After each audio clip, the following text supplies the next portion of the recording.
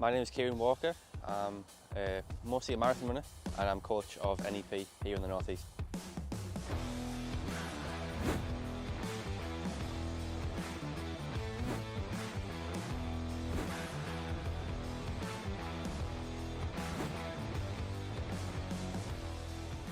So we are at Teesside Industrial Estate. This is where a lot of the magic happens, and we've been training here for probably the best part of nearly 6 years now.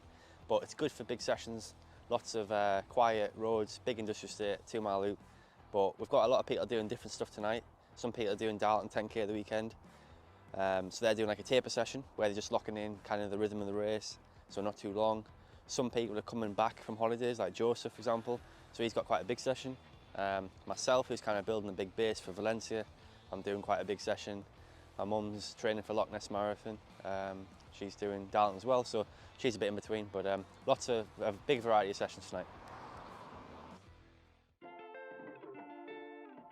So the last couple of weeks we've been giving out some yearly awards to the club and recognising their contribution to the team and their performances this year.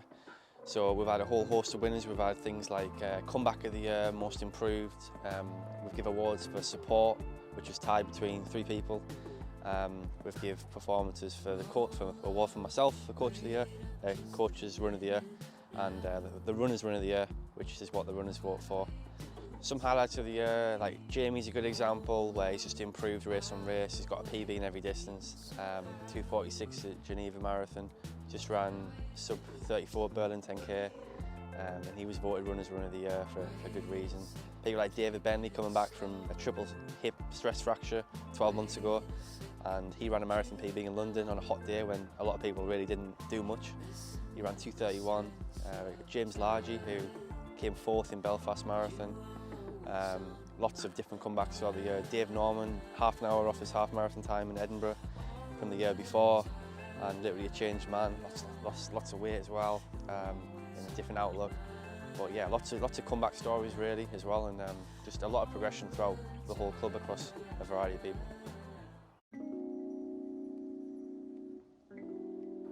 So a lot of people are racing Darlington 10k on Sunday, so we're on Thursday of that week. At this point there's nothing you can change for race day in terms of fitness, but you can ruin race day, so it's about keeping the amount of training load in check. And really the last things we do is kind of sessions around race pace, so you get used to the feeling of that. It's called muscle priming, so that's like the last thing you can do. So like from a neuromuscular element, you can prime the body to run at race pace and get used to the efficiency of that. So we might do something tonight, something simple like 8 times a minute at 10k pace off a minute jog, 6 times 30 seconds at slightly quicker 5k pace off 30-second jog, and that's it really, in the middle of a 6-7 mile run. Short and sweet, but keeps the body primed. Some common mistakes in the taper, it depends where you go back from, but I would say doing too hard a session too close to the race day. So for example, a 10k taper, if it's really an air race, you might start tapering 10 days before. When I say tapering, I mean just changing the type of workouts that you do. Maybe you do your biggest session 2 weeks before, 3 weeks before. The last long run before the week, so like 7 days out, 8 days out, is reduced in training load as well. So you're not chasing fitness very close up to the race. I think that's a big mistake people make.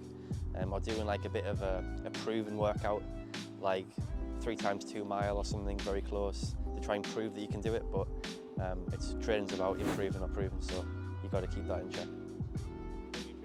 So in terms of fueling, kind of around 10k races, maybe short stuff, I don't think you should change too much to what you've been doing on your training week.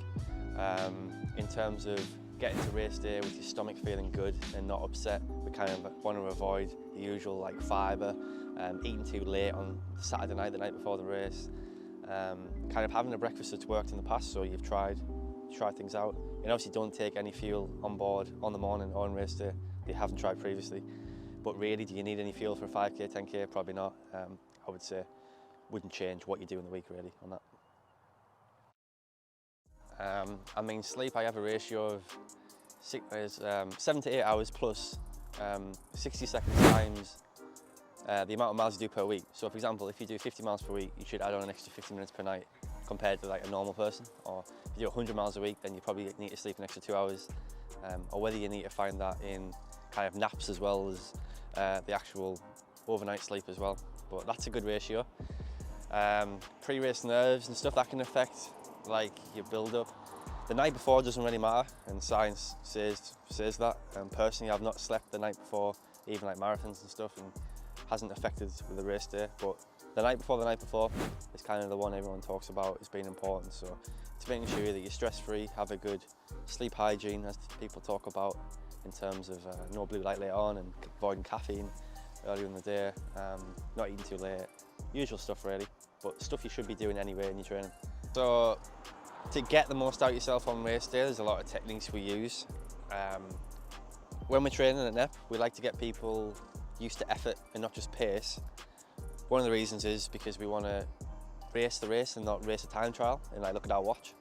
So we want to be actually racing people around us and racing, our body, and not just looking at our watch as we're doing it. So we practice that in training.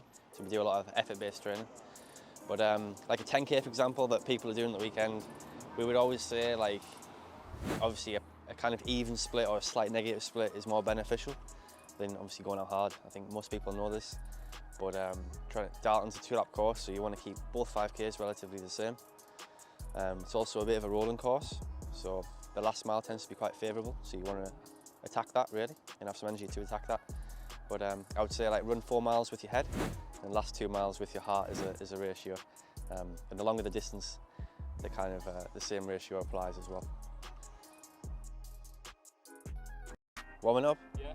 Classic warm up. Depends on what your session is maybe. But if it's kind of a standard interval session, midweek night session, float session or whatever, we're going to do 15 minutes, easy to moderate progressive. Meet back, we'll do some drills together, we start our mobility, we get more dynamic, maybe some bounds at the end.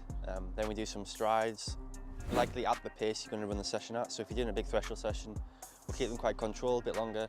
If you're doing something a bit more explosive, we'll do something a bit shorter, more acceleration based, so that you go in the first rep, ready to go. Yeah, I'm Kieran. Been running for NEP for just under a year now. I'm getting ready to do the Darlington 10K on Sunday. What are your PBs? My 10K is 38.03, my 5K is 18.08, half is 1:23.24. I'm not certain on my marathon. What you hope to do in Darlow? I would like to think I'm low 37s in Darlow if I can. Maybe if I have a really good one, break 37. And what kind of mileage have you been doing leading up? I've been doing mostly high 60s, with the last couple of weeks have been low 70s for me. And then any big goals for the rest of the year? I've got Valencia coming up in December, which is the main race of the year definitely, and that's just my main focus really. I've got a few in between, like Quayside 5K next week, and then I've got Great North Run, and I'll probably fit some other stuff in between. Yeah, so I'm Jamie. I've been at the club for 3 years and just over 3 years. What are your PBs? In the marathon 2:46, half marathon 76, 10K 30s 3:59, just under 34, and then 16:23 in the 5K. Tell me a bit about the 10K, how that goes? Yeah, it went really well. My 10K time from before that was 34:55 at Dalton Park, and I did 33:59 at Berlin. So yeah, great race as well. Like, recommended for everyone. What kind of mileage are you doing? Somewhere between 80 and 90 in the training block for Loch Ness. Trying to get down to sub 2:40 for the marathon. So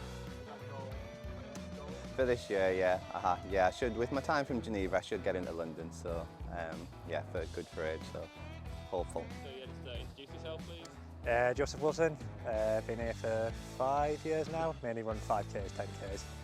What are your PBs? 14:43 for the 5K and 30:42 for the 10K. What are your goals this year? So 10K is like the big goal. I'd love to get close to that 30-minute mark. So like near the back end of the year, there's like Jarrow and Abidash. It's sort of the main target race. So 2 or 3 months to prepare for that. So at the moment for my own training, I'm about 18, 19 weeks out of Valencia. I've missed the last 2 start lines of a marathon because of injury with my Achilles. So most important thing is staying healthy and getting to that start line to actually produce a performance. But right now I feel in a good place really. I mean, I had a good Great North 10K, like 30, 51 I think it was, 3rd place for that on quite a tough course. So I'm quite close to like my best over 10K already.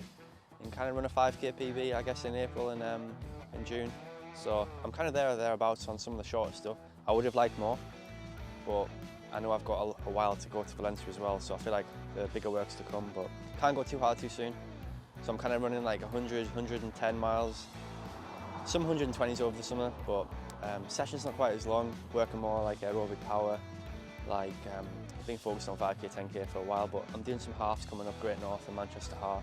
So a lot more around the threshold really. Going to altitude next Wednesday, Font for 3 weeks. So I'm definitely going to come back quite fast from that. And just, my aim over there is to build a good base for the block really. It's hilly, it's at altitude. I'm going to get a lot of good recovery in as well.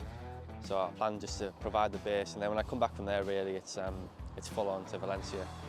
But the goal is, yeah, to run 2:14 under 2:15 and make a progression from a couple of years ago. I know I can do it, it's just about getting the work in and staying healthy really. In terms of getting involved with the club, it's quite simple. I mean, just come along. You can get, everyone's 2 weeks free, so you can try the club out for 2 weeks, see what the training plans are like, see what the group sessions are like, see what the long runs are like, get a feel of the strength conditioning element of how we coach, what the team's like. But I would put yourself in it and I would get involved with some sessions rather than kind of doing it from a virtual standpoint. I know some people can't. But yeah, I would definitely try and turn up and get a feel for the team first. But contact us through Instagram, Facebook, Strava, usual places really.